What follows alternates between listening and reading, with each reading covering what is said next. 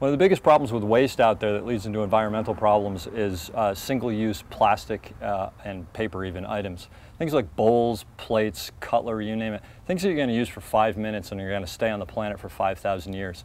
And it really doesn't make sense. And why do we do it? We do it because of convenience. So this is what I do. Maybe some of these tips will help you a little bit, but this is kind of what I carry with me. Now I have a backpack that I carry with me everywhere I go. You know, most people have a backpack, a bag, a briefcase, something. So some of these things may very easily apply.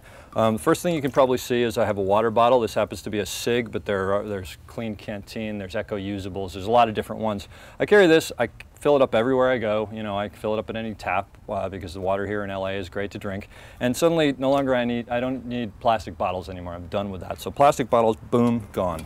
Okay. This is my coffee mug, so I carry this with me. The great thing about this is has such a really good seal. You gotta actually push down on it.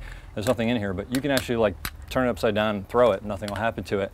You know, Starbucks gave away 52 billion disposable cups last year. These things, this cost me about 10 bucks, I think.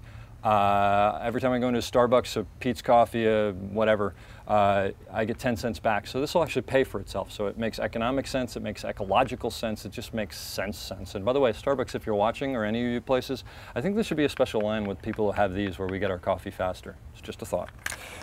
Moving along, if you work at a place where they feed you or anything like that, I work on film sets, they feed you a lot, you name it.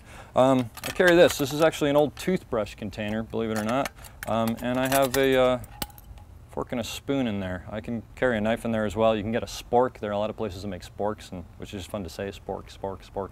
But I carry these and I can wash them. It's no big deal. If you can find an old toothbrush container, it works well. You can also buy, you know, little bamboo packets online. I think reusablebags.com has them, and a bunch of other places. They're like $8, $9, and you carry them and you're done. You'll never have to use another plastic spoon, knife, fork, whatever. So bottom line, I got rid of plastic bottles, got rid of reusable, disposable cups, if you will, got rid of plastic cutlery, and then the big one, which is my personal favorite, is this. Okay, this is an Oricaso bowl. It's actually a camping bowl. You can get them at like REI, Sport Chalet, whatever, for I don't know, $3, $2.50, something like that.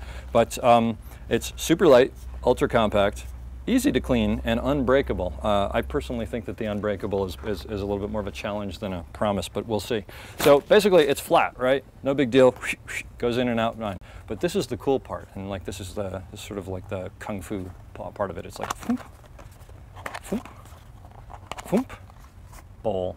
How cool is that? I love this thing, and actually the great thing is that I love about this is you take it out and you and people are impressed with it, even if they don't care about the environment or anything else. They're just into it, and you go, yeah, it's great, and blah blah. It's made of recycled materials. It's fully recyclable if it ever does break, but apparently it's unbreakable. The only downside to this I can really say is that if you have something hot, the heat transfers through a little, and it's a little hot to hold, but I've never had a problem. So, and then when you're done with it, because it breaks open so easily, you can wash it, dry it, and you're done. So that's a really simple one. So now I've gotten rid of cutlery, I've gotten rid of plates and bowls, and let's face it, anything worth eating you can eat out of a bowl. I've gotten rid of plastic bottles, I've gotten rid of coffee cups, and then the only other thing, which I just actually started carrying with me because someone mentioned it was worth doing, is just a little, you know, not paper towel, a cloth rag, napkin. What is this? This is a towel, thank you. Because then I don't have to use paper towels anymore, and I'm done, and like I can use this, I can wash this, and then and if this thing gets, you know, gets a little too wet, you can tie it on here to dry. Now you have actually a style accessory for your bag. So, you know, those are pretty simple things that you can do. If you really want to go out there, you can also carry